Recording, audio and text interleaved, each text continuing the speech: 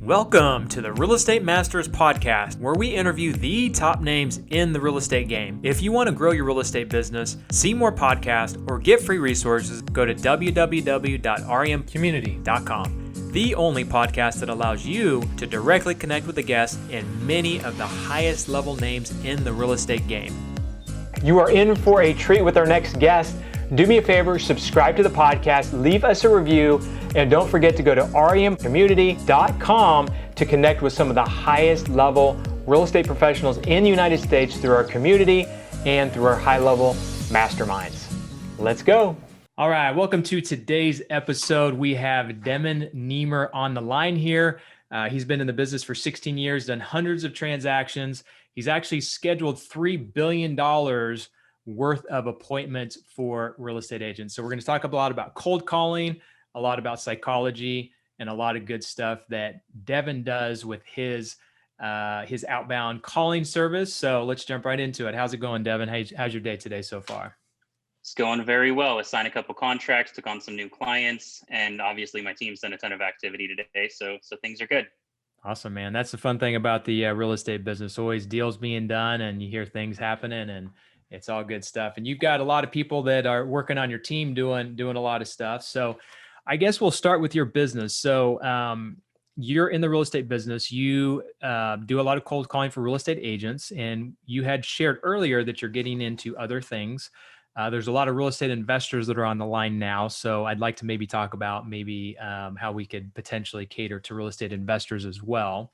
But you also do some real estate investing yourself. So I guess go ahead and give us a quick background about yourself, how you got into cold calling and anything else you would like to share with us today.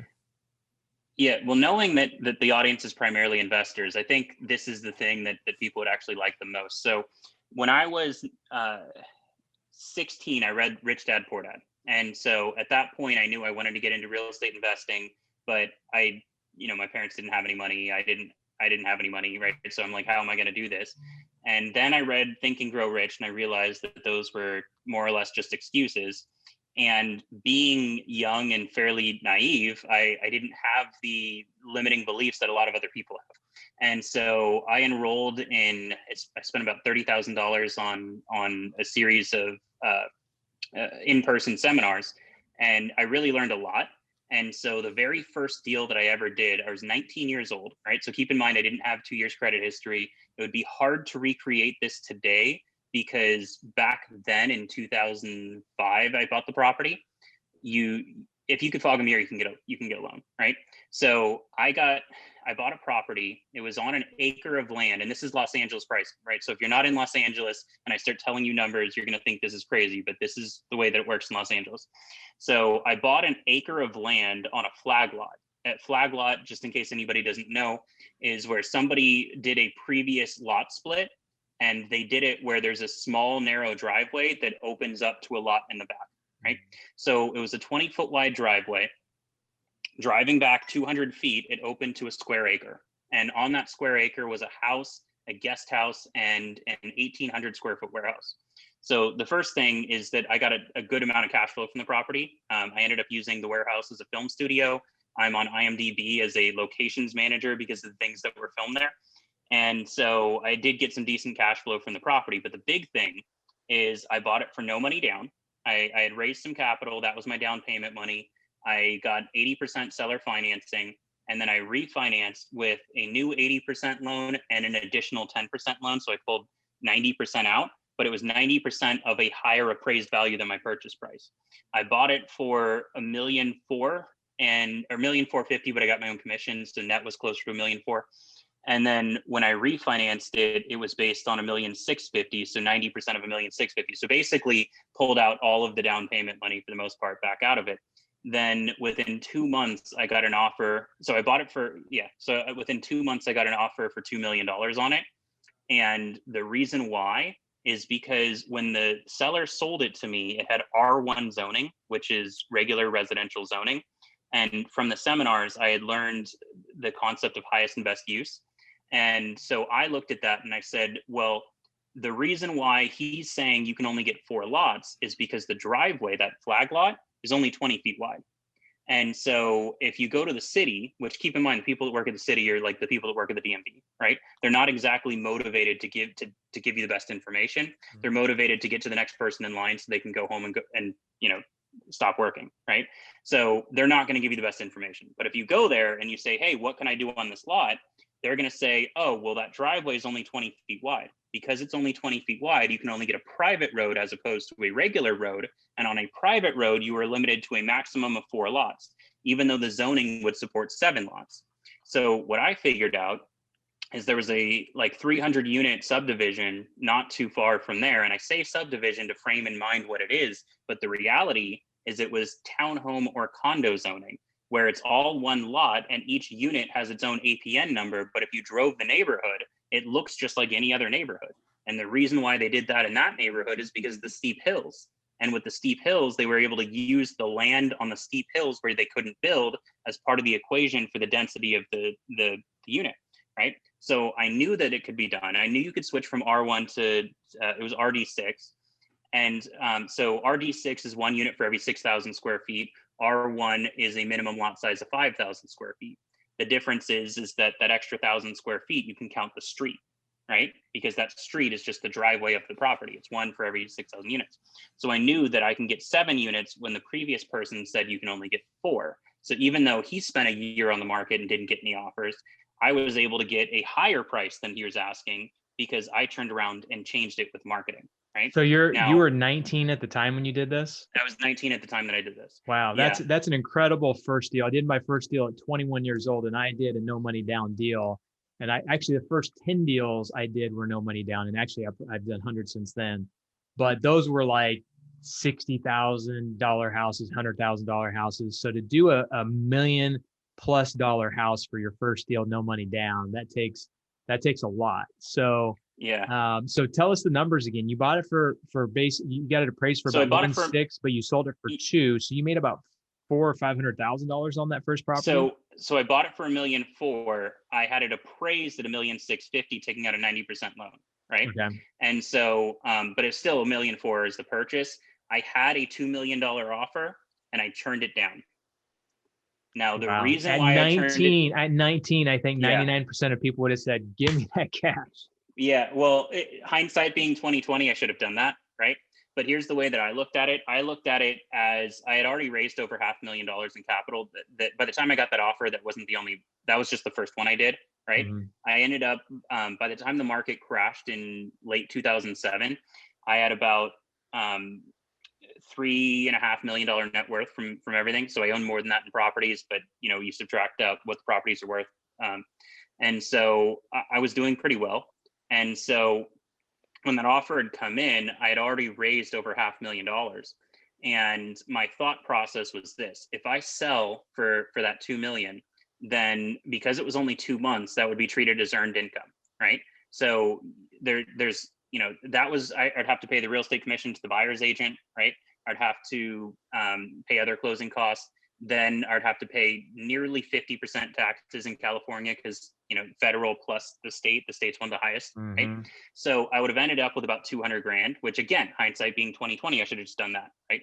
But I looked at that and said, well, if I build these 7 units, because I was asking 2.4, right? So the $2 million offer that came in was a lowball offer compared to what I was asking. If they'd offered the 2.4, I for sure would have sold it at the time. But I was looking at that and saying, if I build these 7 units, I'll make $1.7 million out of it. And because it'll take 2 years, LA takes forever to build, that I would be able to do a 1031 exchange and buy another property with it. And so I looked at that and said, I'll make multiple times more and I won't have to pay taxes on it. Let's go that route. And I had a bunch of other deals. I know I want to, I figured since you're mostly investors, I'll just talk about the investment deals that I've done. But there's another deal that I think is even more impressive than that one. And so this one, I sent out letters to people I had targeted that I knew I could do zone changes on. And so somebody responded to the ad, and he had almost 6,000 square foot lot. And but that's not enough to really do anything on. So I told him, hey, I can't buy your house, but I could buy you plus both of your neighbors if you can convince them to sell. And so he did, and he came to me, and so each house, again, LA prices, okay? So each house was a tear down 1,100 square foot houses, right?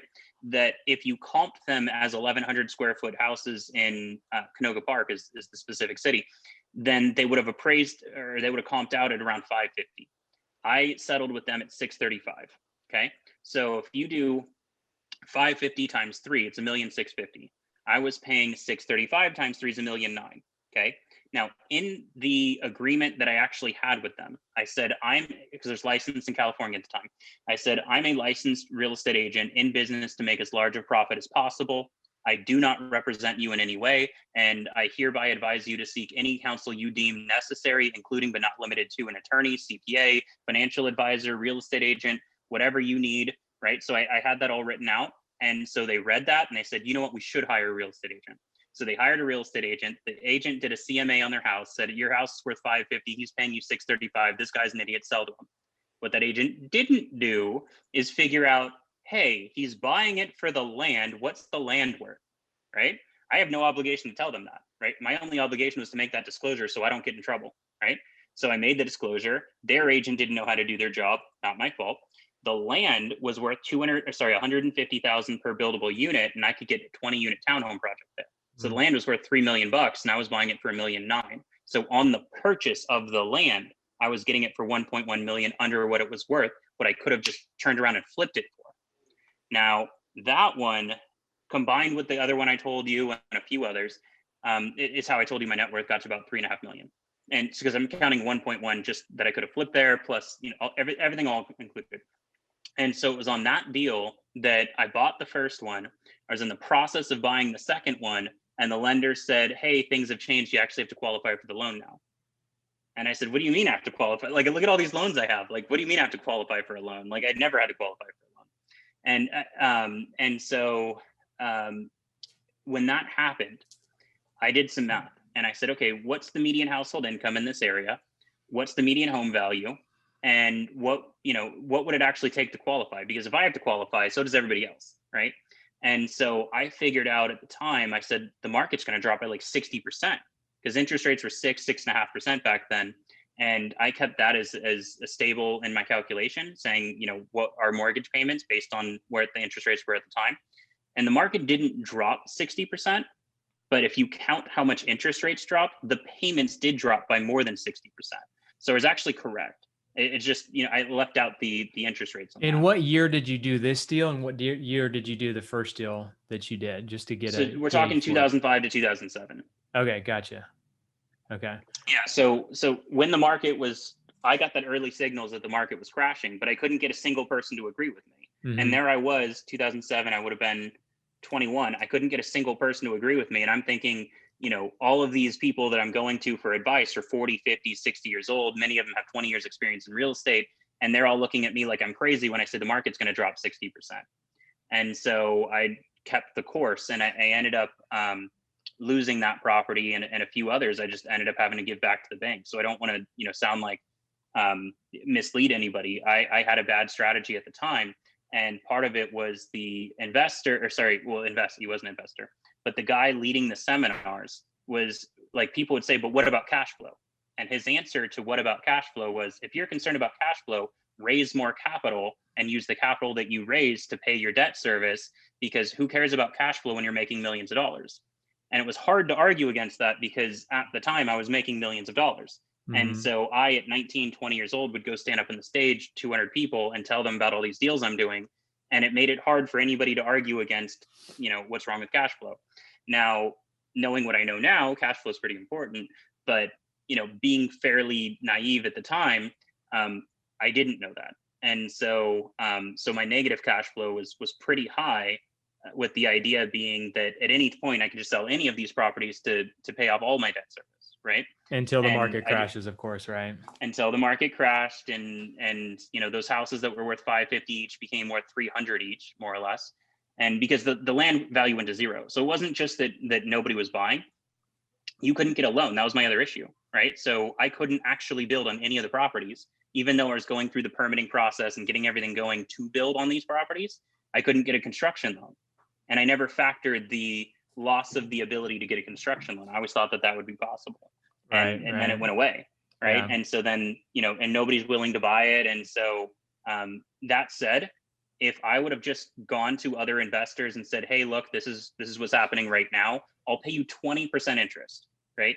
If that was, which I wasn't paying investors at the time 20% interest, but if I was willing to pay 20% interest and said, look, I just need to float these until the market turns around and we're able to do construction loans, every single deal that I let go would have turned a profit, paying 20% interest to keep them going. So, but again, hindsight's 2020, right? Yeah. But instead I looked at that and said, okay, I'm negative equity on all of these deals. And so a couple of them I just let go back to the bank. So it sounds like you have a lot of experience with real estate investing and those kind of deals and creative financing and all that. That's awesome. So how did you get into, so just a background, and you can maybe explain it better than I can, but you have a service that will cold call and set appointments for real estate agents. And like I'd mentioned, you're starting to do that for other industries, potentially real estate investing, as we talked about.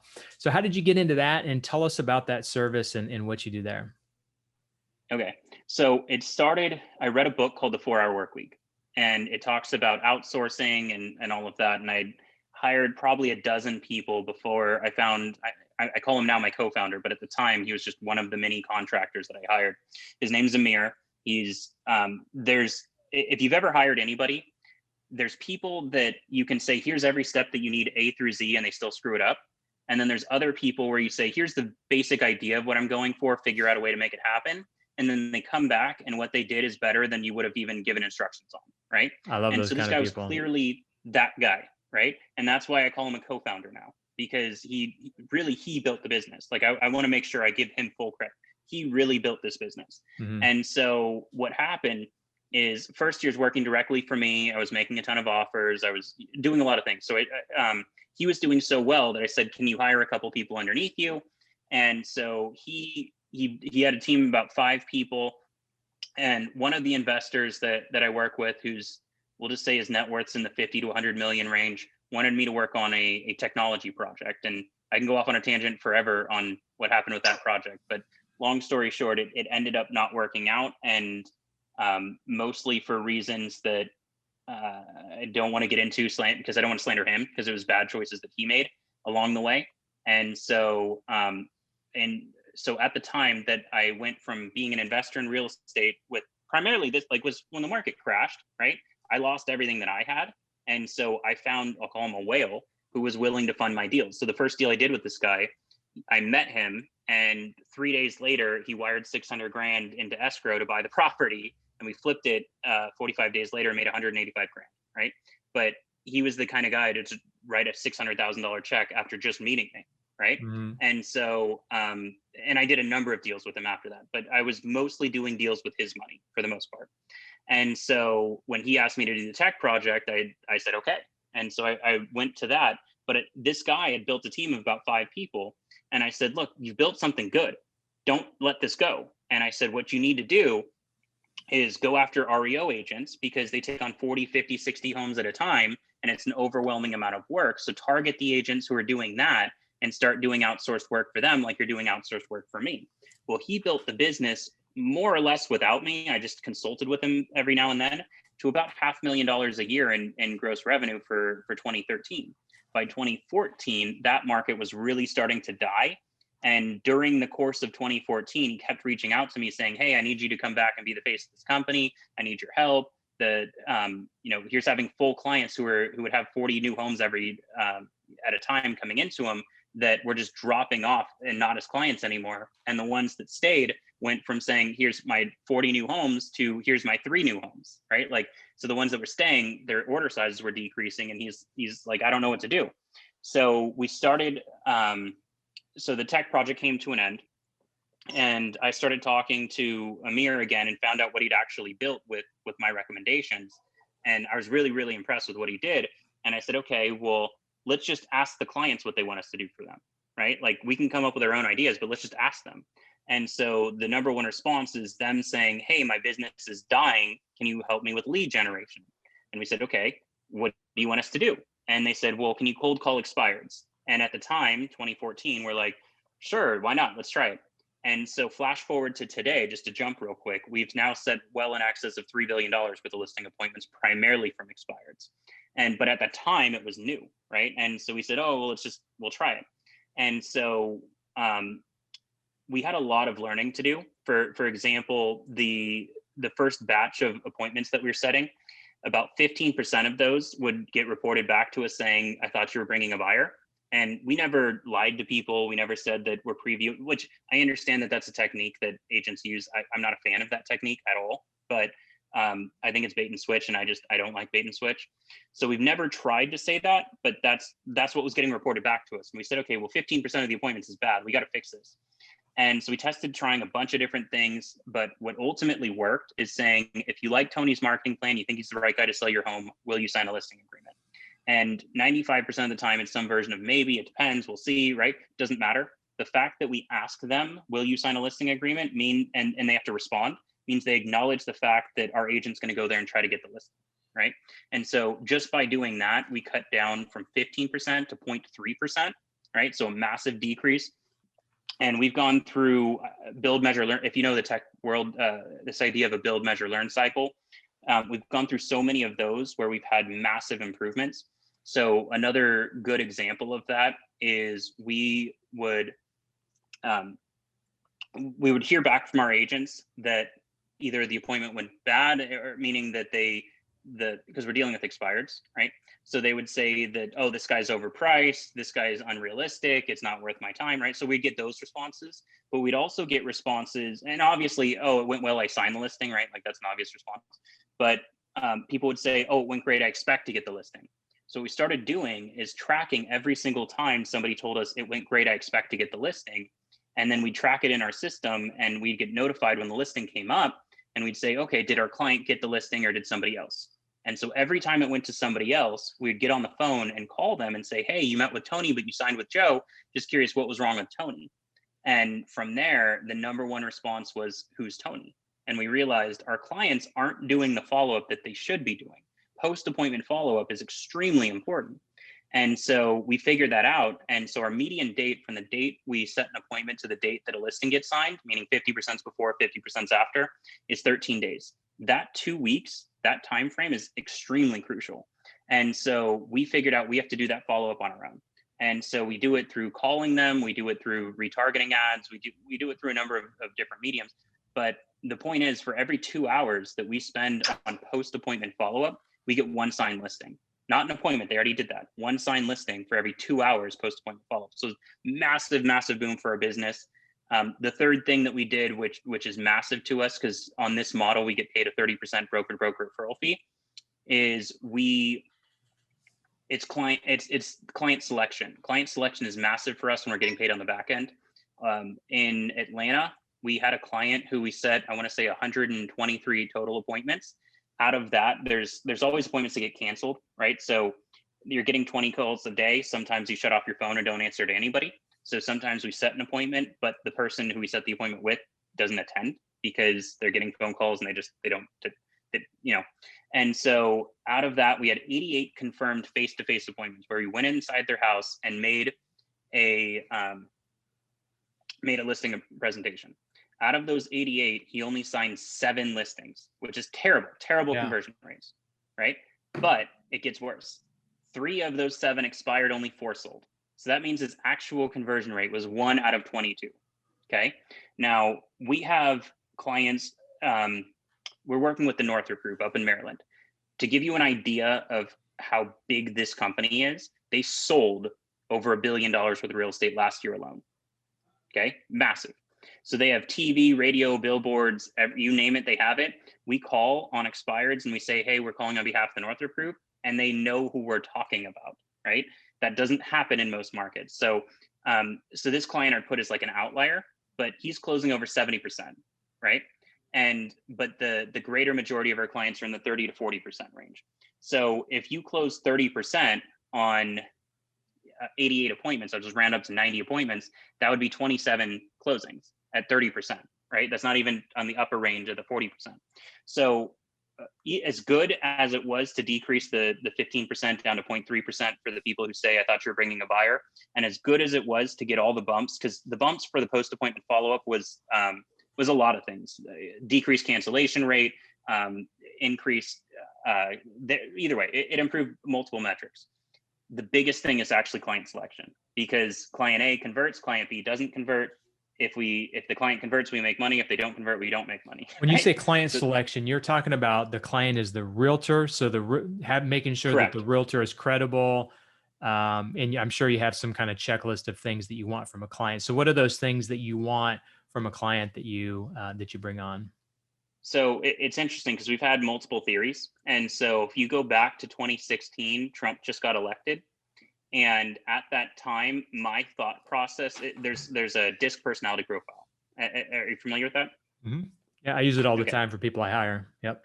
Okay, perfect. So my working theory at the time at 2016 was that the strong Ds would be the best performers.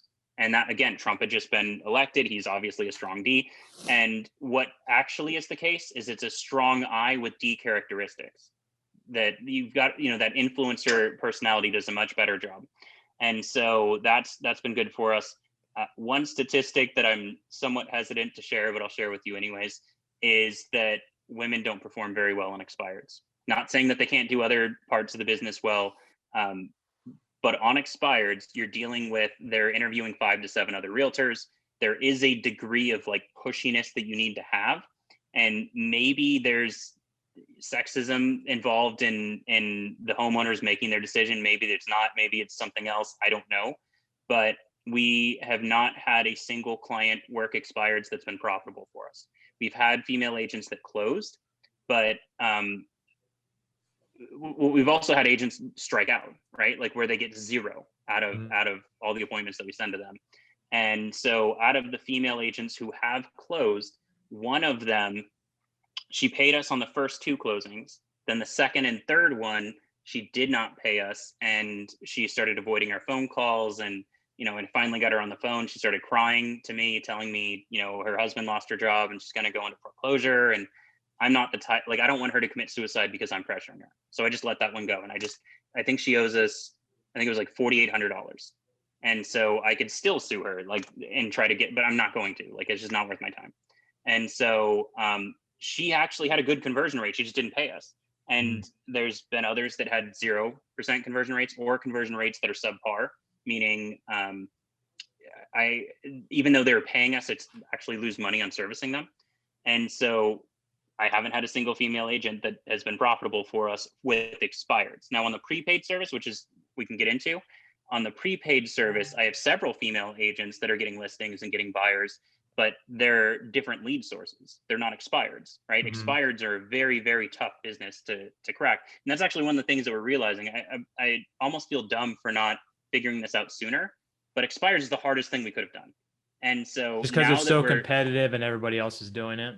Absolutely. Yeah. It would have been much smarter for us to pick any other lead source, but it's sort of like being a professional, any athlete, right? Professional football player. And then you go and play against the junior high team. It's like, it's so much easier to go after these other lead sources that I feel dumb for choosing the hardest one, but it is what it is. But it's forced us to be stronger and better at what we do because we went after the hardest lead source we could have. Yeah. Well, a couple things you said that I'll just kind of expand on a little bit before we wrap it up here. But one, a lot of people think that success is just kind of like this, right?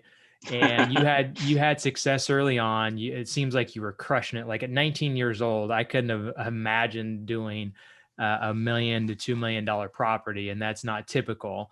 But that's let alone multiple of them. Yeah, absolutely, and that's amazing, right? And just like that, it kind of was, sounds like it was kind of taken away, right? And I'm sure there was some kind of mental like, oh crap, what did I do? And you had to probably find yourself again. I've had that happen to me. I've had multiple people that happen to. And I think a lot of the guests actually on the show have talked about something of that nature. So I'll expand on that again. If you guys haven't heard that in another episode we've done, is that, success isn't always up. It's you're going to do something, you're going to have success, and then you're going to get knocked down. And then you just have to get back up. And actually some of the most successful companies out there didn't start with what they started with, right? Like they made, I think it was like Sony. They started with like I think it was like toasters or something like random. And then eventually they realized that electronics and, that kind of thing was a better industry, and they shifted to it. So they had good people, they had a good like they had a good, whatever they were doing, they just had to shift it into something different. Right. Well, even that's happening right now. Right. So like I wish I could say that, oh, once we figured out expireds, it was just straight up from there. It wasn't. Even this year, right? So COVID, all the things that are going on, right? And so if you had asked me in March if I thought there would be more or less expireds at this time of the year, I would have guessed more, because I would have thought that lots of people losing their jobs would affect the market. I would have thought there'd be a lot of probates, right? Unfortunately. And instead, we're seeing exactly the opposite. I have clients with 2 weeks worth of inventory. The math on inventory is you take the total number of homes that are for sale in the market right now, and you divide that by how much they're selling, and you see, if not a single house went on the market, how many months would it take to run out of inventory? If you have a 6-month inventory, that's considered a neutral market. We have clients with 2 weeks of inventory, right? Like that's an extreme seller's market. And so along with that is there's way less expireds, like way less expireds. We're talking about 60% less expireds than there was a year ago, right? And then there's the quality problem. So the lower in quantity of expireds you have, the lower the quality is. And the reason for that is the people who are fairly realistic, just they chose the wrong agent, or whatever the reason is that their home didn't sell. The reasonable people, they're getting multiple offers, right? Like I read in a Facebook group that and this is in Seattle, they had 50 offers in a weekend and went for 130 over asking. Like crazy what's going on, right? Yep.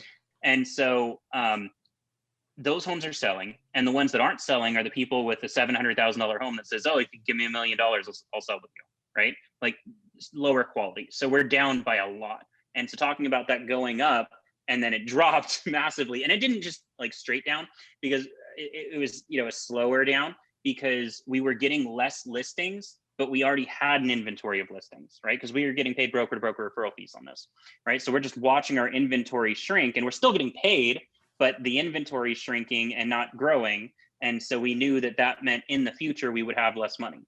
And in fact, we actually did make less money this year than we did last year. And that's, again, it's part of that. But early on in the year, we're watching our inventory shrink. And so we said, okay, we have to do something. And so in September of this year, we launched a new service that is on a prepaid basis, with the idea being we didn't know what leads agents would get. So it was, we want to know whatever leads you give us will work, right? But we didn't know what leads they gave us. And if they gave us like absolute crap leads, then, and if it was based on a referral fee, then the mindset would be, oh, well, I'll just give them the worst leads I have. And if it turns into something, it turns into something, right? And we didn't want that. So we said, okay, it has to be on a prepaid basis. They have to prepay us in advance to make sure they're doing a return on investment calculation, so that they determine on their own that the leads they give us are worth paying us to follow up with, right? And so we launched that program in September. We didn't know how it would go. So when I start any type of experiment, I always start real small. We took on one client, spent a week on just the one client. I was heavily involved in it, making sure that, that we can actually deliver on what we can. And then now, flash forward to today, I took on 4 clients just Friday. I signed an agreement right before you and I actually started the interview. I saw an agreement come in. That's the second one I signed today. And so with that service, it's free for the first 2 weeks. And then it's $197 every 2 weeks, right? So it's about $5,000 a year. Whatever leads that they give us, we will work those leads. And then they don't pay us anything on the back end, right? So it's about $5,000 over the course of a year, which is half of one real estate agent's commission, right? And the expectation is that they'll get multiple, many times that in commissions earned. And so it's well worth it for them. The framing of it is based on hours. So some agents will say, hey, I want you to do all of these extra activities that don't directly put money in their pocket, but it helps them for whatever reason. An example of that would be manually going into their specific CRM and updating each contact one by one on all the activities that we did on their behalf, right? So it's time consuming for our end, and if they're willing to pay us for it, we'll do it. But that is not an activity that puts money in their pocket, right? And so, so knowing that agents would want things like that, we did do it based on hours, so that they can direct us on what to do with those hours, right? Yep. And so for that $197, they get 10 hours every 2 weeks. And they could be an hour a day if the leads are coming in real time. It could be 10 hours in one day. It could be however we want to spread it out. And then we have larger packages from there. And the hourly cost, I have to amortize the cost of getting the client to begin with, and I have to amortize the cost of the free trial that people go through, including the fact that some people will do a free trial and then never sign up, right? So I have to just take that collective cost and amortize that over the package of hours. So if somebody wanted to do like 2 full-time people, so 80 hours a week, then I can get it down to under $10 an hour, right? So it all depends on, what kind of package somebody gets. But the advantage isn't just a straight compare us at an hourly rate versus other people at an hourly rate, because we are much better at delivering results. So if you hired in real estate, there's a term called an ISA, inside sales agent. And so if you hired an ISA, you'd have to find the person, you'd have to train the person, manage the person, right? They're probably not just going to work 5 hours a week. Otherwise it's not worth any of that, right? So your total cost will be higher. And then there's things like we use an auto dialer, right? And an auto dialer, if you use it as one person on an auto dialer, it's actually illegal. People don't realize this, right? It's like a Corvette. Chevy can make the Corvette, they can market the Corvette, they could sell you the Corvette, you can buy it, you can drive it, everything's fine. You drive that thing the way that it was meant to be driven, you're breaking the law. Your car can be impounded, you can go to jail, major problems, right? Auto dialers are exactly that same way. They could make it, they could market it, they could sell it, you can use it, all of those things. But if you actually use it, you're breaking the law. And what I mean by that is you call 3 people, 2 people answer, you cannot talk to 2 people, you're one person, right? So one of those 2 calls is going to get hung up on. If your dropped call rate's over 3%, it's a $250,000 fine. And that's not the only thing to be aware of in owning calls. Like I's are dotted, T's are crossed in my company. Like things are done properly, but we might call as many as 7 people while keeping it under that 3%. The way that we do that is we never have less than a dozen people on the floor at one time, usually much more than that, but never less than a dozen. And we use the same kind of call center software that like Verizon will use, kind of thing. And so it's intelligent enough to know this person's wrapping up a call. This person is on a call for 6 minutes, but their average call is 7 minutes. So in 1 minute, it's likely that they'll be free, right? So it just takes all of these things into calculation to determine how many calls to make at one time. And it makes us super efficient. And we're only billing for the time that we're actually on the phone, not any of that idle time, right? So, and that's not the only thing, right? I talked about a couple of things that we did to figure out better conversion rates. And so it's not an apples to apples comparison with an ISA. It's similar. Like if you think of an ISA like an individual mechanic, and you said to that mechanic, hey, I want you to build me a car, it's going to be really expensive. It's going to be very unreliable. You're going to be heavily involved, right? Like there's a lot involved in that. Or you can just go to the Lexus dealership and buy a car that was off the assembly line, right? Like we're like the assembly line, right? Yeah, it's more efficient. It's better. Everything about it's better. Yeah. Well, cool, man. Well, we'll drop a link below that you guys can get in touch with Deven if you're a real estate agent. If you're a real estate investor, maybe go check it out as well. I may talk to Deven about getting one together for real estate investors as well, or a service. So in 30 seconds or less, we got to wrap it up. What is one thing, and I know that you provide the service, so it may be tough to give this, a little bit tougher to give this to the audience, but what is one thing that you would give to people if they are doing outbound calling that you would recommend to increase their success rate dramatically? People do not make decisions with logic. They make it with emotion. And so you have to deal with the emotional animal who's on the other side of the phone. If the person answers and you try to just go straight into logic, you're wasting your time. It's like going to the bar and asking a girl, oh, let's go home, right? Like sometimes that works, right? And so you can say, oh, well, you can point to the times when it works, but you have to do that a lot of times for it to not work. And so your success rate on each approach is going to decrease, right?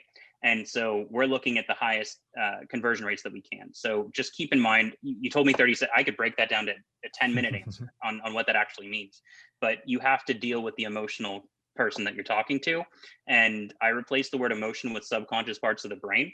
And so you need to deal with those subconscious parts of the brain where people actually make decisions, not the logical part where you think they make decisions. Yeah, totally. Well, cool, man. Well, I appreciate your time, Deven. You've done some great things. I can tell you're a mover and shaker, and you've helped a lot of people. So appreciate your time, man, and we'll catch up soon. Sounds good. Thanks, Tony. All right. Thanks, man. Thanks for listening. Now go to www.remcommunity.com to connect with today's guest, see our high-level masterminds, and to get free resources. Don't forget to share this with a friend and leave us a 5-star review. We'll see you on the next episode.